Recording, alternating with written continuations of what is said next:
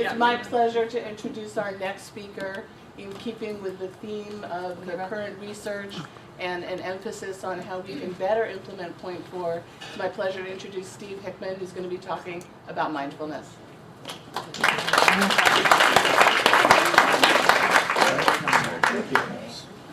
you.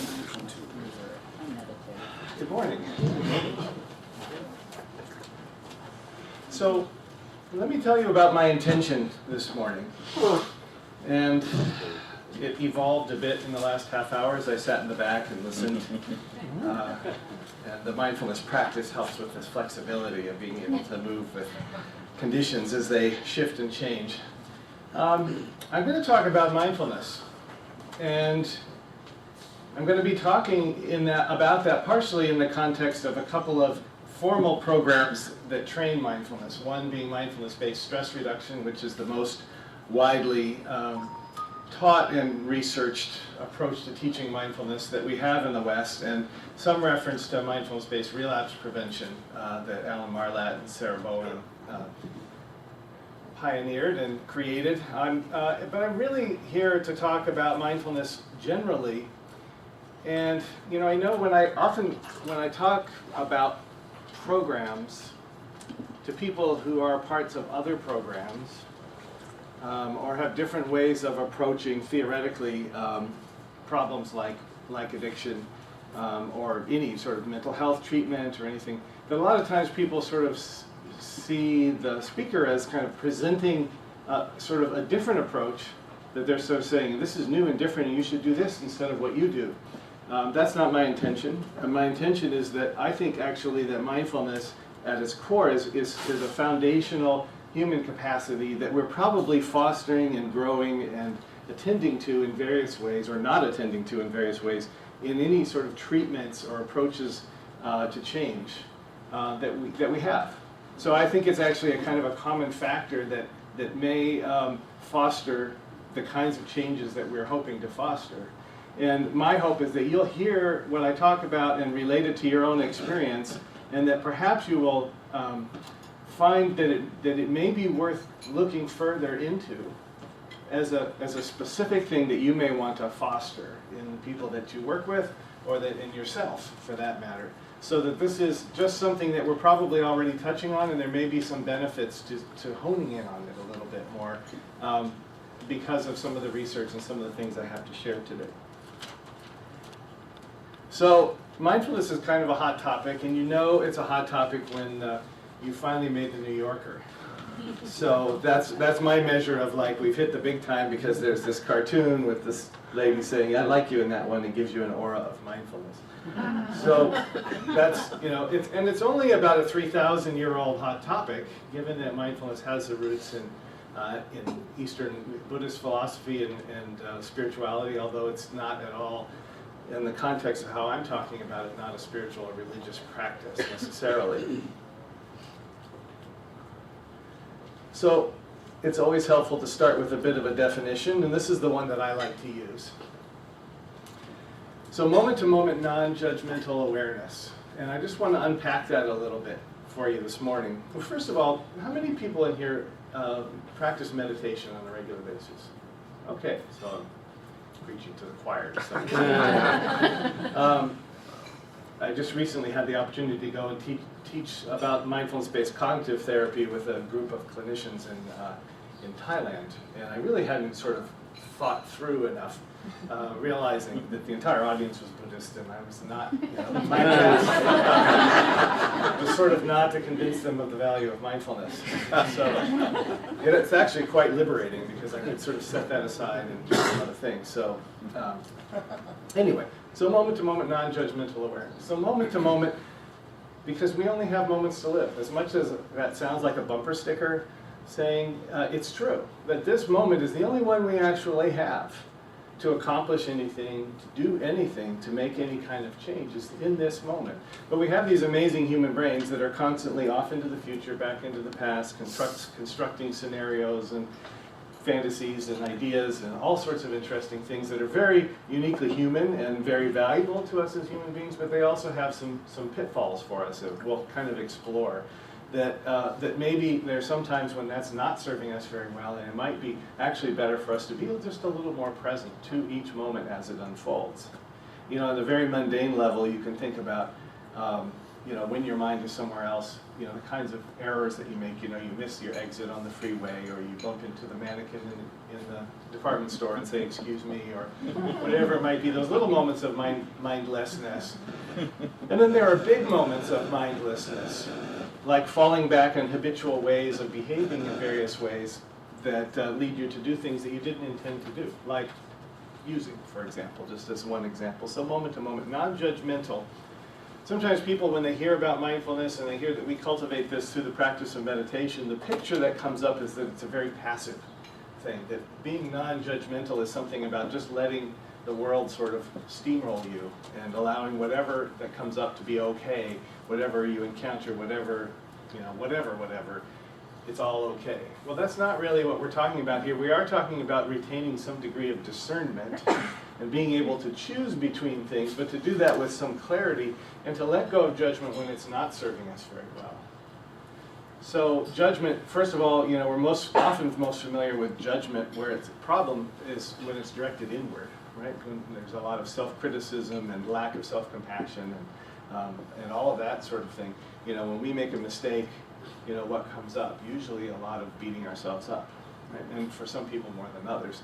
So that's judgment that's not particularly useful. And then judgment about things that can't actually change in the moment. You know, and this always sort of makes me kind of go back to the serenity prayer and the wisdom in that, because we are talking about discernment, the wisdom to know the difference between the things that we can change and the things that we can't, and letting go of the things of needing to change things that we can't change in this moment. So I like to use the example of gravity. So think about your relationship to gravity. You probably never think about your relationship to gravity. Maybe at certain moments, you know, when it exerts some negative effects, you know, that you knock your glass over and it spills, and you know, and then that's a negative effect of gravity that you don't really like. You take a good look in the mirror and you find that things aren't where they used to be. That's when gravity exerts some negative effects. Right? Then you remember. But even then, you typically would not be someone who would probably wake up in the morning and say, "Damn, I'm still stuck to the earth." You don't struggle over that negative effect. You work with it, right? So that's a kind of a mundane example, but what if you could have that kind of relationship with other things that in the moment can't change? That you could let go of needing them to be different, you know, when they can't be. Not that you can't work on them and, you know, move towards change or move towards something shifting or whatever, but just in the moment could you allow it to be there? So that's the non-judgmental piece, and awareness is the foundation upon which it all rests. There's no way for you to know if you're in the moment. There's no way to recognize judgment or when it's impeding you unless you're aware. So really what we're cultivating is awareness. You know, we're doing this in the form of meditation, a mindfulness practice of some sort, in order to be aware, so that once we're aware, we can actually make change. So this is the definition that's used by Jon Kabat-Zinn, similar to the one I've given you, I think. Jon Kabat-Zinn is the kind of the pioneer of bringing mindfulness into the West. Started in the medical setting of the University of Massachusetts Medical Center, developed the program MBSR, Mindfulness-Based Stress Reduction, that I'm going to talk about. His definition kind of covers the same thing. I'm a little partial to mine just because mine feels a little more manageable, but I just want to point out one thing in terms of paying attention in a particular way.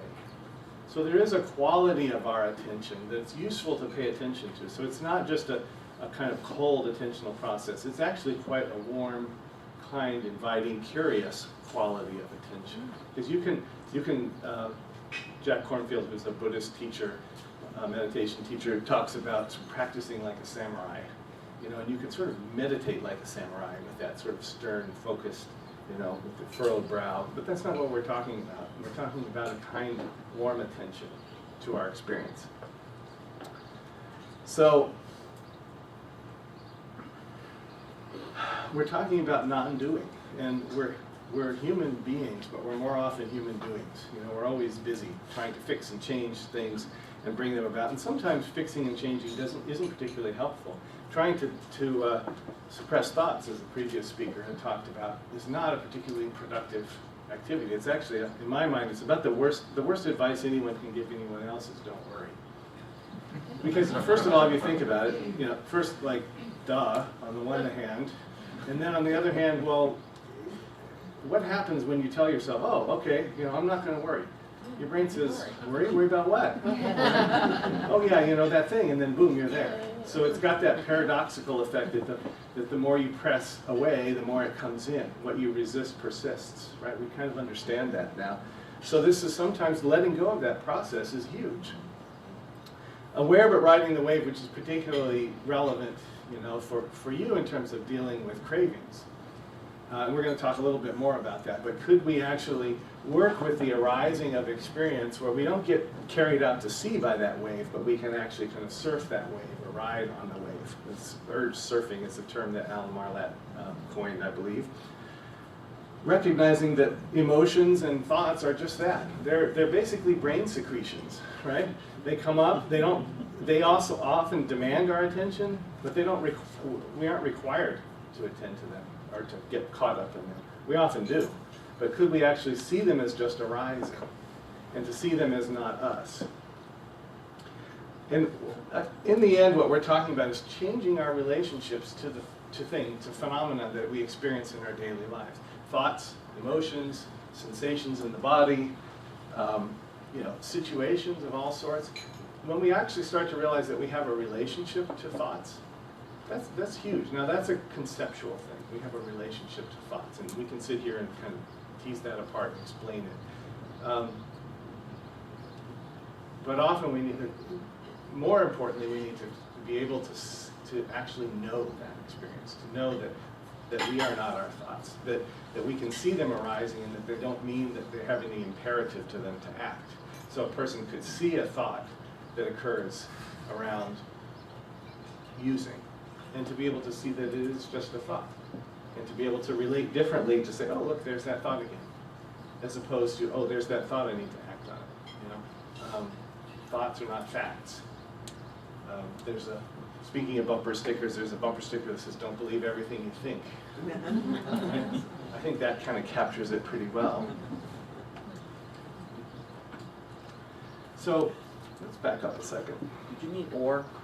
I'm sorry? Did you mean or here, not your pain or the pain? Did you mean your pain, but the pain? So what I'm saying there is that when we experience pain, there is just pain. It's not my pain. It's not, there's pain occurring in my experience as opposed to my pain, And then, that fusion often happens with a lot of things. We get fused with our diagnosis, I am the pain patient. So you don't mean or there? No, I do. I mean, it's not your pain, it's the pain. It's the pain. You mean it's rather than or the pain, not Could be. the pain. I've always been fine with it the way it is. Oh, I see what you're saying. You're right. Yeah, exactly. okay, I didn't understand. Gotcha. Okay. It's the pain.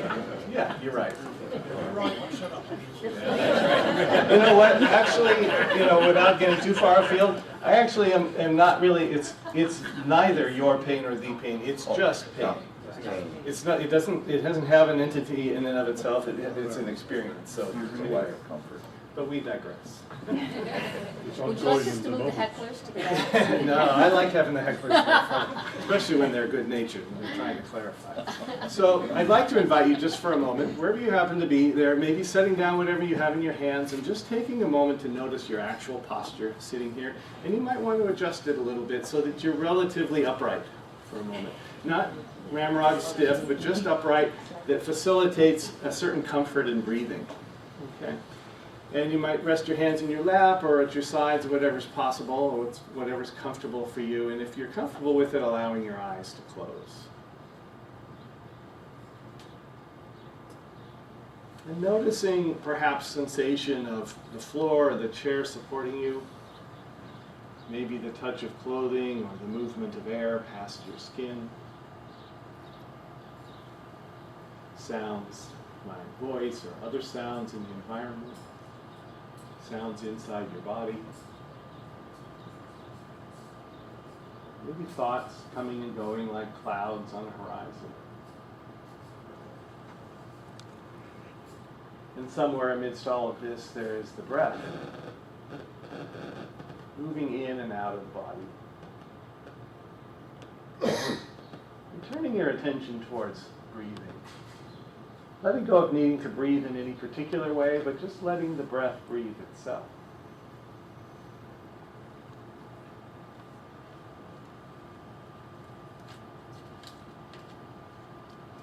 Noticing if your mind drifts away from the breath, that you can firmly but gently bring it back.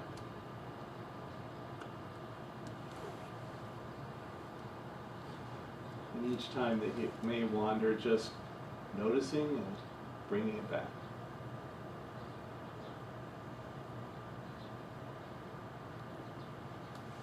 And seeing if you can bring a playful curiosity to the process of breathing. Could you notice in-breath, transitioning into out-breath, transitioning into in-breath?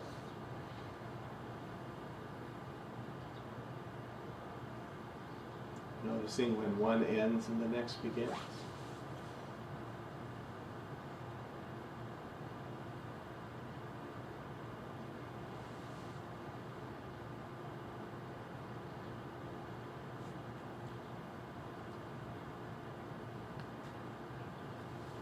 And when you're ready, allowing your eyes to open, bringing your attention into the room.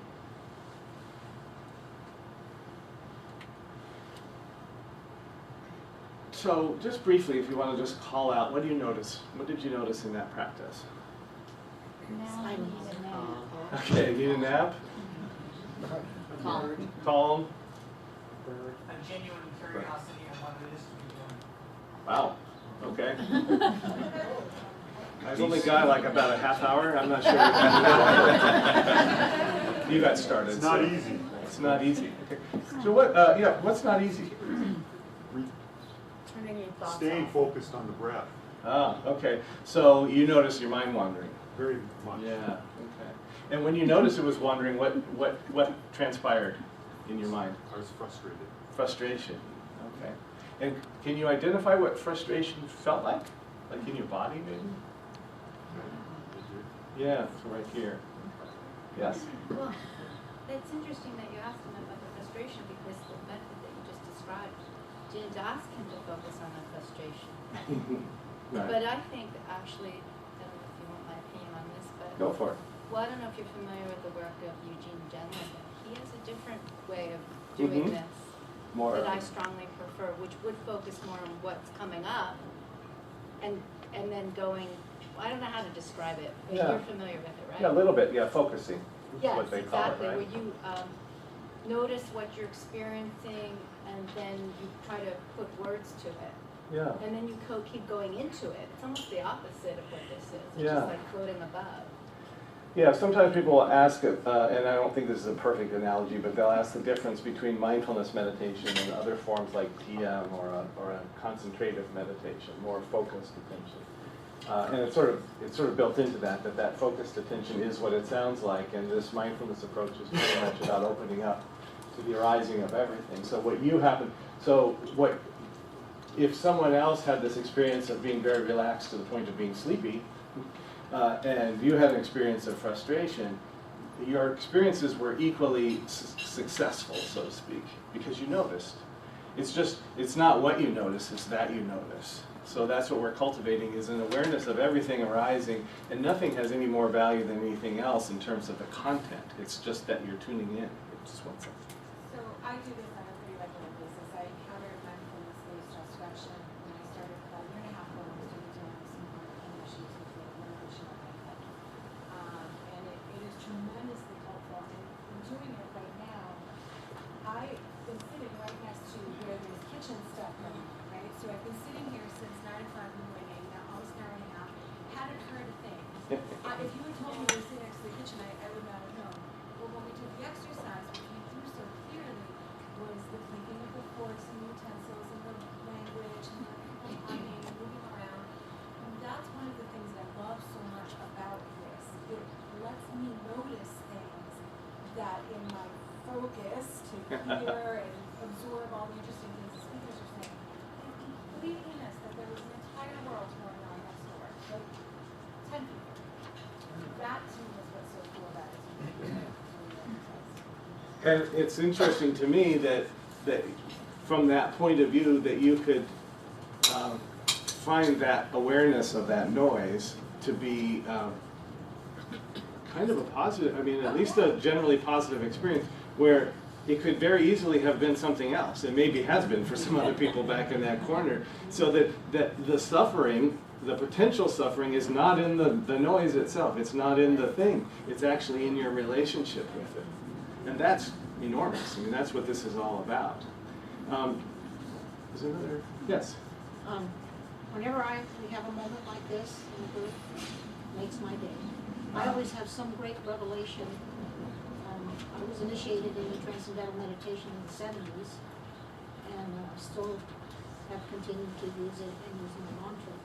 But when you said concentrate on the breath, I went, the breath is my mantra. And you gently return to it when your mind wanders. And that was wonderful when you said, think about the breath in your body, get curious about it. That really worked. Okay. And just to be completely clear, I didn't say think about your breath. I said notice your breath. You said curiosity.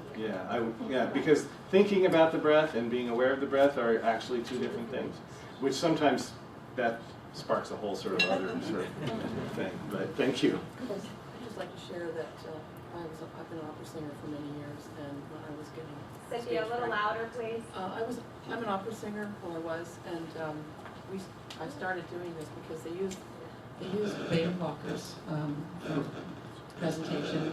I was an opera singer, and I got high blood pressure, and I would get sort of freaked out before I went out, and we started doing mindfulness as a group, as a natural beta blocker, because opera singers take beta blockers because it just calms you down. So this is a great way to just level your blood pressure and your heart and settle it before you do it. That might be stressful. Yeah. Just a quick, I've been now for well over 40 years. I started with TM, and so I use a what you call, I guess, a focus type of meditation. Do you find that one is better than the other? Focusing on that or using a Mine's better. I'm not as familiar with a more concentrated practice like TM. I'm just learning about it, reading about it, I've not really practiced it. My colleagues in Thailand that I just mentioned, actually, when they are teaching the use of mindfulness, this sort of open sort of focus on the breath or just all experience, they actually start people with a more focused, concentrative practice as a kind of I think it's a little bit of a warm-up or a discipline for a more wide open one. And they kind of felt like that was very important to sort of exercise the attention muscle in that way before doing this other. And I think they kind of have somewhat different approaches or purposes in a way. So it's about as much as I can kind of say on that. So it's great that this sort of stirred up all of this interesting conversation. I want to say, just to tap into what people have been talking about, this is how I typically will talk about mindfulness as a stress reduction approach. I don't want to say tool necessarily, how we talk about it in MBSR. This is sort of the core message of MBSR in a way, so that what we have in our lives most of the time is that things happen to us, and and we have this great sympathetic nervous system that allows us to mobilize when we're threatened in some way, right? We were wired to be able to deal with threat to our bodily integrity, our lives, by having fight or flight, right? So that something happens in our lives, it comes at us, and we can either fight it, take it on, or we can run away from it, or in a worst case scenario, kind of freeze. And that can be another way of contending with that. The problem is that most of the stressors that we experience now are not life-threatening, right? They are sort of more psychological in nature. If you think about whatever your stressors are, or whatever, they're typically not ones that are life or limb threatening necessarily most of the time.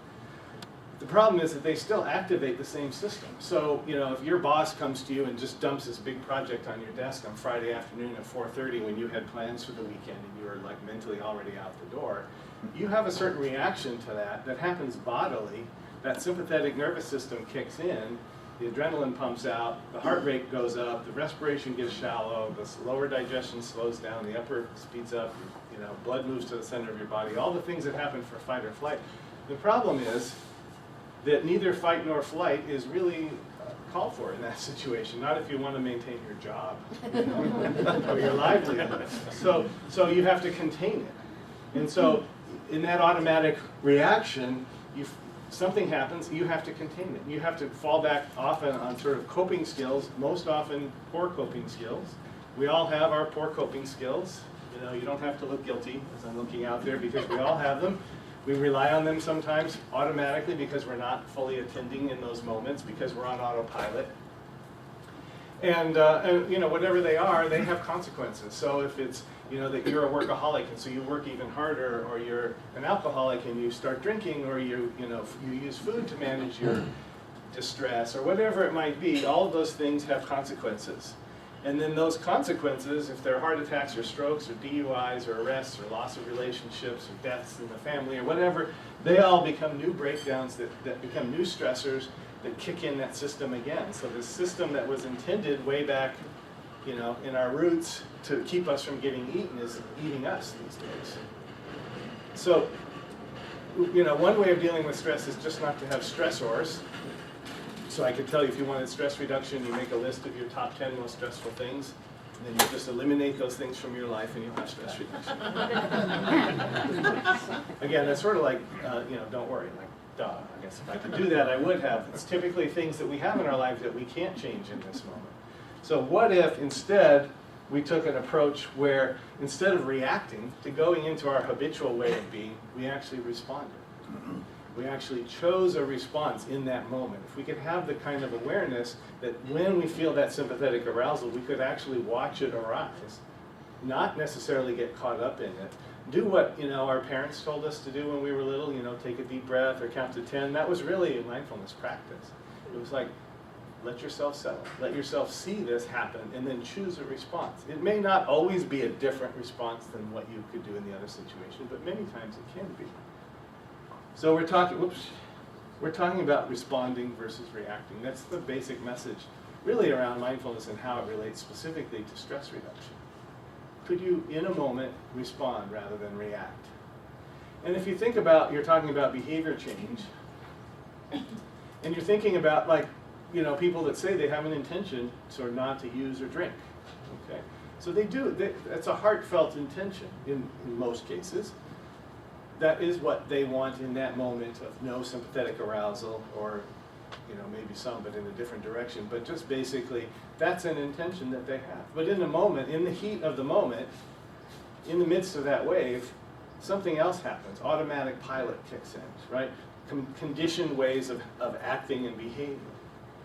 And the, you know, the intention kind of gets lost in the mix. What we're talking about is being able to kind of reconnect to that intention in the moment.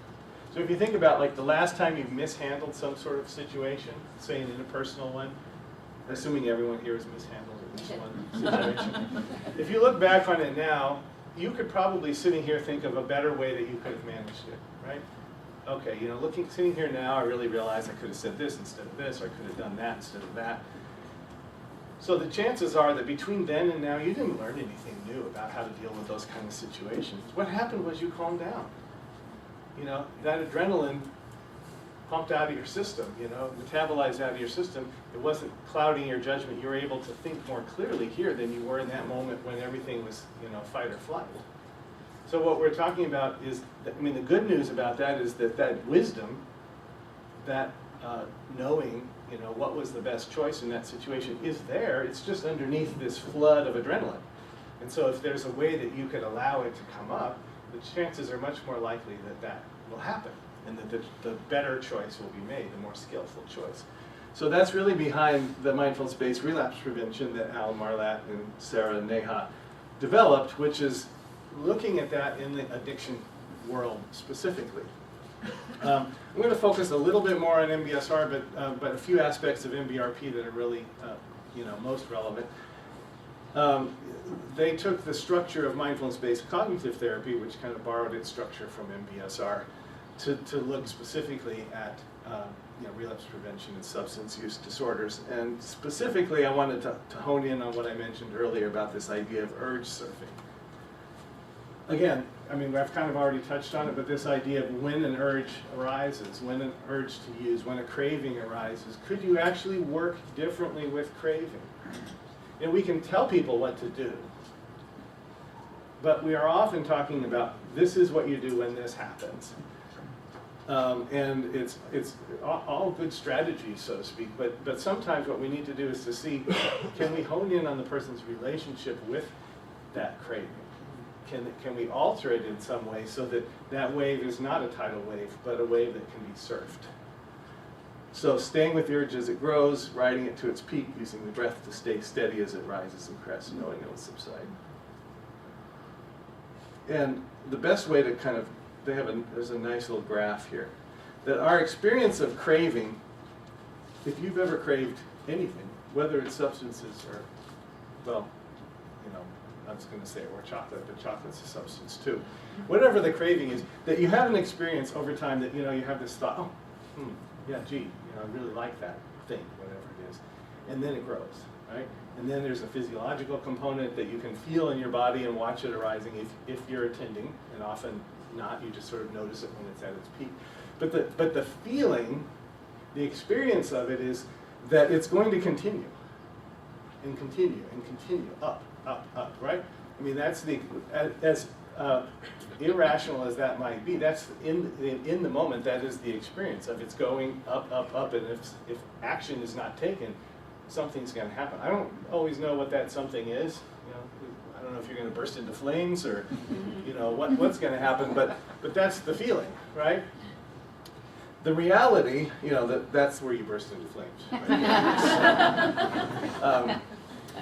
The reality is something much more like this, right? When we've had the experience of actually riding that wave and seeing that there is another side to it, right? And sometimes, it can be interminable kind of going up that way. And I have only kind of intellectual understanding of what that could be like physiologically around, substances. But the idea being that the reality when we continue to experience it is that it rises, it crests, and it falls away. Just like anxiety. Anxiety is another good example of that. People have anxiety attacks, and to some extent, if they don't feed into them, the same thing happens. And we also know that you can only sort of go so far up that pathway of anxiety. Again, you don't burst into flames. So that if we can begin to have a feeling that this is actually a wave, and not an intellectual one, but an experiential one, then these sorts of things happen, right? And that's really the intention behind MBRP in terms of addressing cravings and how mindfulness relates to a lot of different behavior, but craving in particular. That if you can actually pause and watch it arising with that same kind of playful curiosity that I was encouraging here, to notice, like you notice frustration, someone here noticed sleepiness, and someone else noticed the sound in the other room, to be able to just watch it all, hold it in a larger space of awareness, the experience changes. And again, I think this is just tapping into processes that you already know, in your own lives and in working with other people in the program. These are things that are happening. They may be facilitated by other means other than MBRP or mindfulness training, but I think this is probably familiar to you. So let me just give you one. This is my one concrete tool. Actually, I've got two for you today that are mindfulness practices. Really, for people to derive the most benefit from mindfulness practice, they need to practice it. Oddly enough. I guess that's why they call it that. And consistently on a regular basis. And having a consistent regular meditation practice like I asked folks about earlier is really the means of harnessing this power and being able to make use of it. And there are some things that can be started out with just little tools. I mean, we don't have to all, if you're not a meditator, you don't have to fully commit in this moment. This is not a timeshare sale, you have who's willing to spend an extra 45 minutes a day every day meditating. But if you want to sprinkle it in your day and see what happens, and that's what I would encourage anybody to do if they're not really sort of fully ready to commit to something like mindfulness-based stress reduction or MBRP, to just try it, just do a little mindfulness, and if there's some potential small benefit from it, like those little moments of benefit that people got from the 3 minutes of sitting, then maybe you'll want 6 minutes of sitting. You know, have a slide in another presentation where it says 2 minutes in the morning, 2 minutes in the afternoon, increase as tolerated. I want to put that like on a prescription pad or something. So this is a 3-minute breathing space. There's a sober breathing space within MBRP that's similar but kind of focuses a little bit in on craving. I really should have put that one in here, and I'm not sure I can recall what the initial stand for. Stop, observe, breathe, expand, expand. Or evaluate. See, here we go. So let's just not go there. So let's just wait. The one I do know is the 3-minute breathing space. So this is something that you can teach to people. I would say that if you wanted to it's a good thing to practice yourself, and if you're telling someone else about it, the most important point of this is a mindfulness practice to be practiced regularly. It is not a coping skill. It's not like, oh my God, I'm so overwhelmed, I need to do a 3-minute breathing space. I mean, you can do that in a certain way, but I don't want to get into that. But the point of the matter is that this is just 3 minutes that you can practice to just bring yourself present in the face of whatever is arising, whether it's difficult or easy or somewhere or enjoyable or not enjoyable, whatever it might be. So wherever you happen to be, and you can do this with your eyes open or closed. The only place you probably don't want to do it is in the car, at least like at the stoplight, those horns honking are going to be a problem. So really just taking a moment to, if you like to close your eyes, just becoming aware. Aware of everything that's arising in your field of awareness in this moment. It might be thinking, it might be emotions, it may be a sensation, discomfort, smells or tastes. Just opening up awareness to the fullness of experience in this moment. Everything that's present.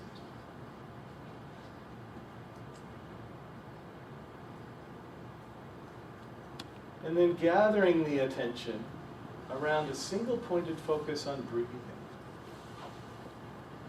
Just allowing the attention to move from all that's arising to specifically intending to notice breathing.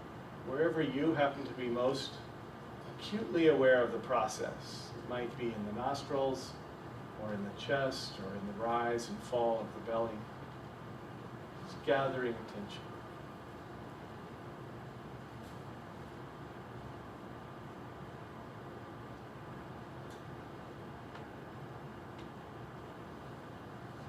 And expanding awareness now into the body itself as it's sitting here, opening up, expanding awareness into the body in which the breath is breathing.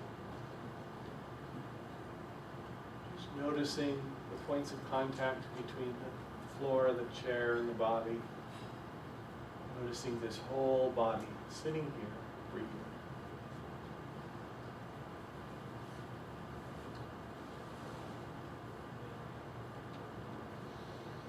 And as you're ready, allowing your eyes to open and bringing attention into the room. So if it seemed like time flew by in that 3-minute breathing space, I didn't take the whole 3 minutes. And if it seemed interminable, like it was like at least a half an hour, then that was your experience. Just in the interest of time, I kind of want to move on. But just awareness, gathering, expanding. AGE is one way to remember it. I'm not really fond of that particular acronym, but sort of, I think of it as an hourglass. My visual for that is that awareness of everything, gathering attention in a single pointed focus on the breath and expanding out into the body. It's just a nice, quick, grounding sort of practice. You need something even quicker, one more. I've done a zillion times in the emergency room with patients and with individual patients I've worked with, which is if you tend to kind of buy into the fact that it's useful to be more present, to be more mindful in any given moment, that if there's a time when you're feeling worked up or distressed in any fashion, you can ask yourself a really dumb question. And the dumb question is, where are my feet? I'm sorry, what? Where are my feet? Okay. And that's you know, you're asking yourself that question. You're not asking where Steve Hickman's feet are. Is that the point of the matter is they're here, right? And it's just goofy and silly enough that in a moment of panic or anxiety or craving, we can remember that. You know, it pops into our minds. I swear it's the one, you know, I've taught that. Someone kind of offhandedly mentioned it, and I started teaching it to people. Like I said, I evaluate them one time in the emergency room, and I run into them in the hospital like years later. And they say, "You're that guy who taught me that where are my feet thing." I'm still doing it. And as a therapist, it's one of the few things I've asked my patients to do that they've actually done and reported back. So if you're a therapist, you know that's a rare occurrence. So it's just an easy thing to remember, easy sort of tool. This is a program I mentioned, Mindfulness-Based Stress Reduction. Some of you are familiar with it. It's probably the most, it is the most widely researched program of systematically teaching people mindfulness in a very generic way, in a very secular and a generic way. Secular, that part's pretty clear. Generic in the sense that the groups that I run, I've been running them for 11, 12 years at UCSD now. I've probably taught 60 or 70 of these groups in various forms. It's great to have a diverse group. It's actually better in my mind to have more diversity rather than to have a whole group full of people with chronic pain or cancer or addiction problems or whatever it might be. Because what actually comes out of this is that we recognize that we all as human beings suffer. We suffer about different things to different degrees at different times, but we all suffer, and that sense of connection that comes from the group is probably the most powerful thing and probably the least sort of understood or researched one. Lots of research findings. I'm going to go through each of these individually, and no, I'm just kidding. Apply to all of these. That's ours, isn't it? But just to show you the range of things, I actually have a graph that I didn't put in here that shows the explosion of research around mindfulness and MBSR. Effects on immune function and effects on brain function as well. I'm not going to go into those except to say that things change in the brain as a result of practicing mindfulness. Structural, functional things change, sometimes as a result of just 8 weeks of MBSR. Lots of other programs. Everything starts with MB almost that I'm not going to get into. Mindful eating, if you think, you can imagine how this could have a relationship to troubled eating in various sorts. Mindfulness and Psychotherapy is actually quite a good book.